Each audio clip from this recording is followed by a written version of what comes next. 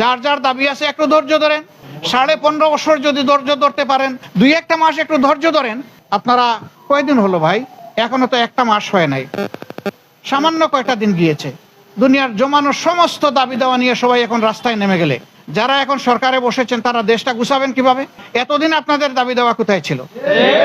সেই দাবি দেওয়াগুলো এতদিন করলেন না কেন? এখন এরা দায়িত্ব নিয়েছে জনগণের অনুরোধে, তারা তো ইচ্ছা করে এখানে আসেনি। তাদেরকে যদি সহযোগিতা না করে এইভাবে ব্যতিব্যস্ত করে তোলা হয়, তাহলে রাষ্ট্র পুনর্গঠন এবং মেরামতের যে কাজটা, এটা তো তারা করতে পারবে না। এখানে সকলের দায়িত্বশীল আচরণ আমরা আশা করি। যার যার দাবি আছে একটু ধৈর্য ধরেন।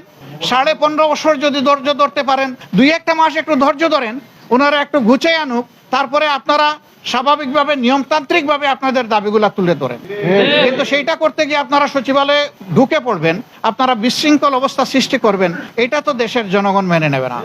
আপনারা কি দেশের জনগণের বিপক্ষে দাঁড়াতে চাচ্ছেন? প্রধান উপদেষ্টা জাতির উদ্দেশ্যে প্রথম ভাষণ দিলেন, তো তিনি বলেছেন যে 17 দিনও হয় নাই, কিন্তু ইতিমধ্যে অনেক সমস্যা আমাদের দিকে ধেয়ে আসছে। সবাইকে তিনি ধৈর্য ধারণ করার জন্য অনুরোধ জানিয়েছেন, ওনাদেরকে একটু সময় দিতে বলেছেন। সামগ্রিক ভাষণকে আমরা কোন দৃষ্টিতে দেখছি? আমরা মনে করি একটা দায়িত্বশীল ভাষণ উনি দিয়েছেন। এই সময় ছিল জাতিকে সামনের দিকে আসা জায়গা নিয়ে কথা জাতির শোনা প্রয়োজন ছিল, তার বক্তব্যে তার প্রতিধ্বনি হয়েছে বলে আমরা মনে করি।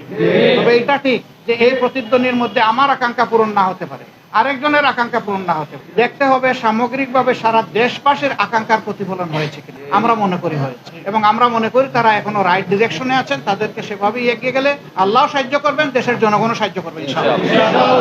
তারা নিজের বিবেক অনুযায়ী চলবে, দেশকে ভালোবাসবে, তারাও এই দেশের পুনর্গঠনে নিজেরা দায়িত্বশীল ভূমিকা পালন করবে। আমরা সকলের কাছে সেই দায়িত্বশীল আচরণ আশা করি। আপনাদের সকলকে ধন্যবাদ।